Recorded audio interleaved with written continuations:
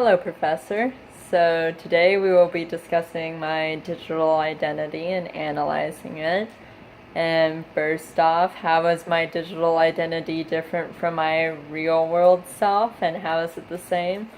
First, it's different because I am more open on my social media sites than I am in real life, which I think is a play on how in Rayner's folk called in social media living in a virtual panopticon references playing with different identities.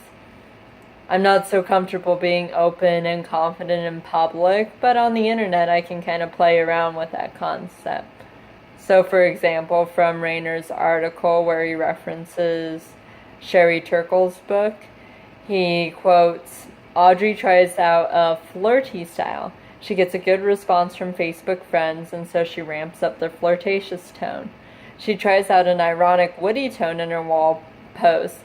The response is not so good, so she retreats."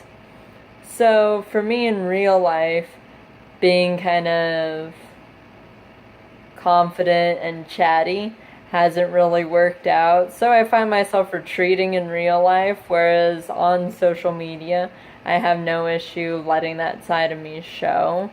So it's kind of playing identity with that. And also I think the reason I'm more open on that is Sherry Turkle's video, Connected But Alone, references that we can edit and delete anything that isn't perfect online. So with that kind of comfort, I'm able to be more open online than I am in real life.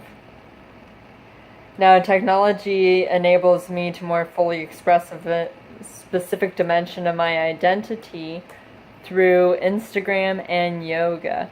I am a big exercise person, but I don't like exercising in front of people, so I don't have a gym subscription, and I'm always looking for at-home exercise things.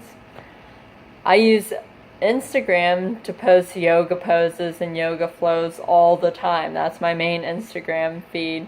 So I am more comfortable sharing with strangers over the internet than if I were to join a gym. So, for instance, in Rayner's article referencing Sherry Turkle's book, she describes how Audrey used her Italian MySpace account to explore a flirtatious side to her personality that she wouldn't readily reveal in public.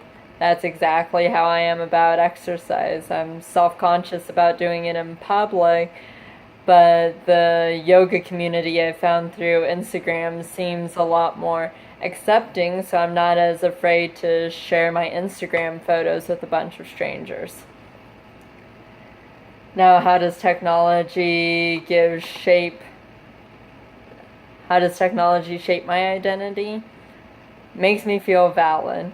So, in Rayner's article, he quotes, "I sent this, it is part of my work. You shall know me by my works."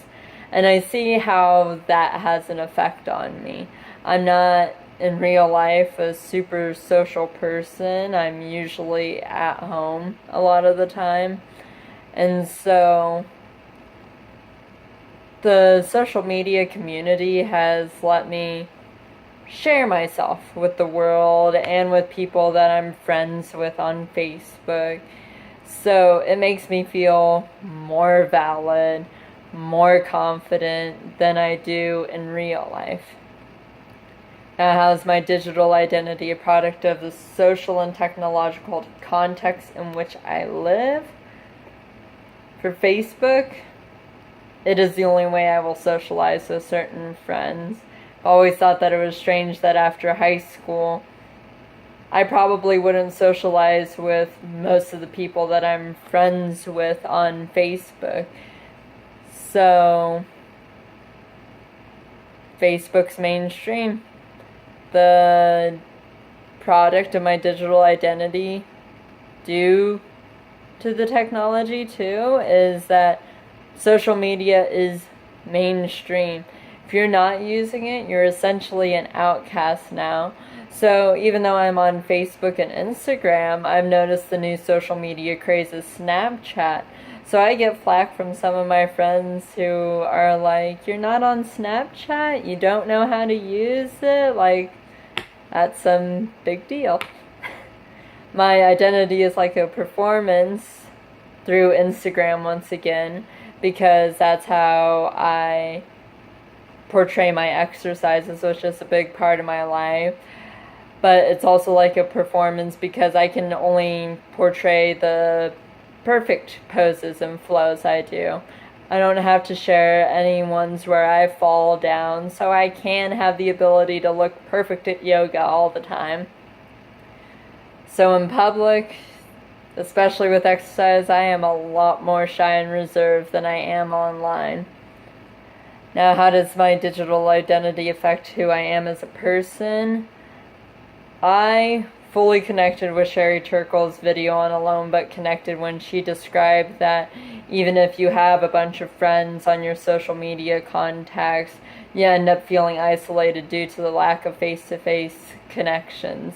Now I can really relate to that because I probably have close to 100 friends on Facebook, and I probably only see maybe 5 of them face to face. And I end up feeling isolated. It's like even though I am reaching out and connecting to people in, like she said in her video, in little sips, it doesn't add up to a whole conversation or have the fulfillment that a face-to-face connection could have. Thank you for watching my video, and I look forward to the feedback.